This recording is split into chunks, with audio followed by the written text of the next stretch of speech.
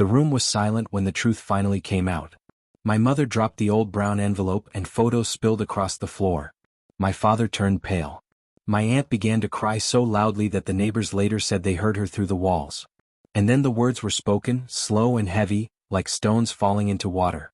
Daniel is not who you think he is. Those words hit our family like a storm. In one single moment, everything we believed was torn apart. Love turned into fear. Trust turned into questions. And a hidden family secret, buried for years, rose up and destroyed everything we knew. I stood there, frozen, staring at the photos on the floor, not knowing which part of my life was real anymore. My mother reached for me, but I stepped back. My heart was beating so fast it hurt. I wanted to scream, but no sound came out. That was the day our family broke. And the worst part was, the secret was only just beginning to show itself. Now let me take you back to before that day. Back to when our life looked normal. My name is Daniel Carter. I was 12 years old and I lived in a quiet town in Ohio. Our house was small but warm. My dad, Mark Carter, worked at a car repair shop. My mom, Linda Carter, stayed home and baked cookies every Sunday. We were not rich, but we were happy. Or at least, that is what I thought. Every morning my dad drove me to school. He always told the same jokes and I always pretended to laugh. My mom waved from the porch until we turned the corner. Life felt safe, simple, predictable. But there were little things that never made sense. Sometimes my parents would stop talking when I entered the room. Sometimes my mom cried quietly at night thinking I was asleep. And sometimes strangers would stare at me in the grocery store like they knew something I didn't. One afternoon my Aunt Susan came to visit. She was my mom's older sister and always looked nervous. That day she kept looking at me with sad eyes. "You're growing fast, Daniel," she said softly. My mom quickly changed the subject. That night I found my mom sitting alone at the kitchen table holding an old photo. When she saw me she quickly hid it. "Go to bed," she said. Her voice shook. I didn't sleep well that night. I dreamed I was lost, calling for my parents, but they couldn't hear me. The next few weeks felt strange. My dad became quiet. My mom watched me all the time like she was afraid I would disappear. Then one evening, everything changed. We were eating dinner when someone knocked hard on the door. My dad stood up slowly. When he opened it, a man I had never seen before walked in. He was tall, with gray hair and cold eyes. "We need to talk," the man said. My mom's face went white. Aunt Susan, who had just arrived, gasped. The man placed a brown envelope on the table. "That boy," he said, pointing at me, "deserves to know the truth." My dad shouted, "Get out!" But my mom started crying. She reached for the envelope with shaking hands. And as she opened it, I knew something terrible was about to happen. That was the moment the hidden family secret began to destroy everything we had.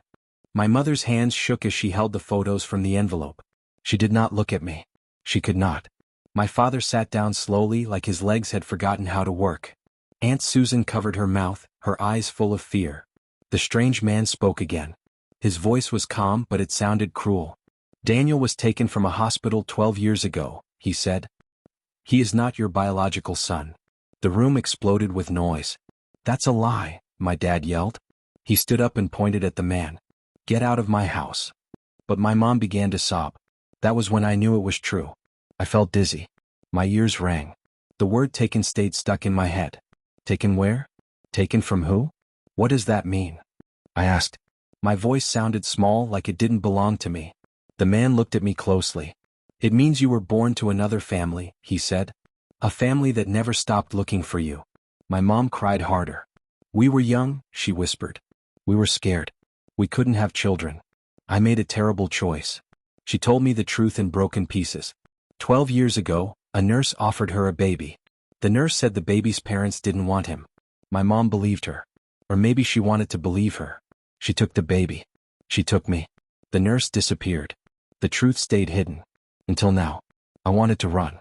I wanted to scream. But my body felt heavy, like I was stuck to the floor. "So you're not my real parents?" I asked. My dad looked at me with tears in his eyes. "You are my son," he said. "No matter what." But the words did not fix the whole opening inside me. The man explained that he worked for a private investigation team.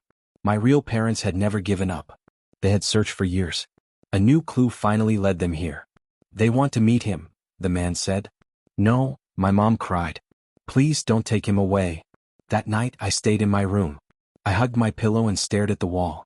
Everything I knew felt fake. My name. My birthday. My life. The next day school felt strange. My friends laughed, but I couldn't join them. I felt like a stranger in my own skin. At home, my parents argued in whispers.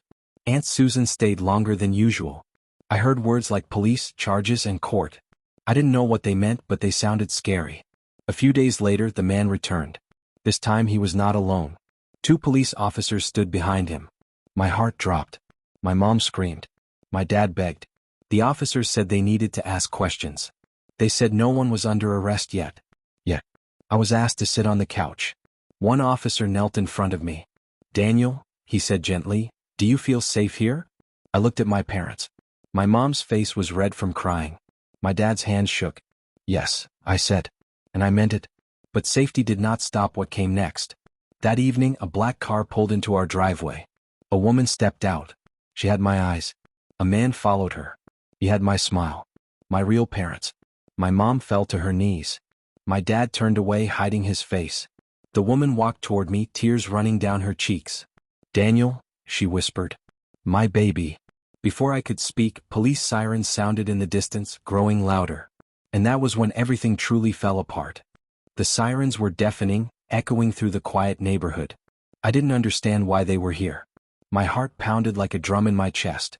My mom clutched my dad's arm. Aunt Susan held her head in her hands, trembling. The woman who claimed to be my real mother stepped closer, reaching out, but I flinched. I couldn't breathe. "Daniel, it's okay," she said softly. "We just want to take you home." But my father's face was red with anger and fear. "No," he shouted. "He's my son. He belongs here." The police officer stepped forward, looking serious.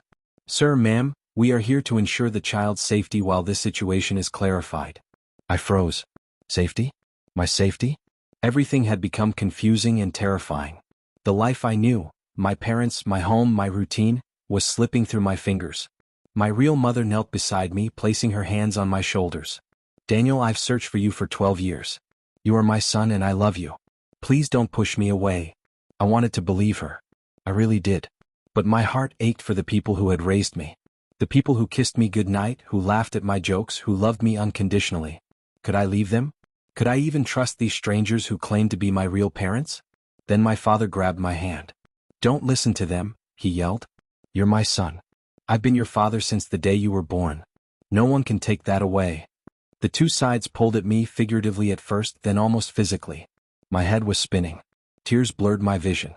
And then, in a moment I will never forget, the woman stepped back and screamed. "Stop. He's hurt." I looked down and saw my little brother, Jacob, had run into the street without anyone noticing. A car was speeding toward him. Time seemed to freeze. I ran faster than I ever thought I could. My legs felt like they were on fire. I reached Jacob just as the car screeched to a halt inches away. My hands grabbed his tiny shoulders, pulling him back onto the sidewalk. My heart was hammering and I was shaking uncontrollably. Everyone froze. The driver leaned out of the car, shouting angrily, but no one heard. All I could feel was the pounding of my own heartbeat and the tears streaming down my face. My mom held me tightly. My dad collapsed onto the ground, burying his face in his hands. My real mother knelt beside Jacob, hugging him, crying, whispering, "I'm so sorry. I'm so sorry." In that moment, I realized something terrifying. The hidden family secret hadn't just destroyed trust. It had almost destroyed my little brother too. We were all standing there, drenched in sweat and tears, the sirens still screaming in the background. Every choice, every lie, every secret that had been hidden for so long had led to this chaos. And I knew deep down that nothing would ever be the same again. Because the truth had finally come out and it had left nothing untouched. Not our hearts, not our home, not our family. And yet, in the middle of all that fear, all that pain, I felt one tiny spark of hope. Maybe, just maybe, we could find a way to survive this storm together. But I didn't know how. And I didn't know if we ever could. The day the hidden family secret destroyed everything had finally arrived. And it had changed our lives forever.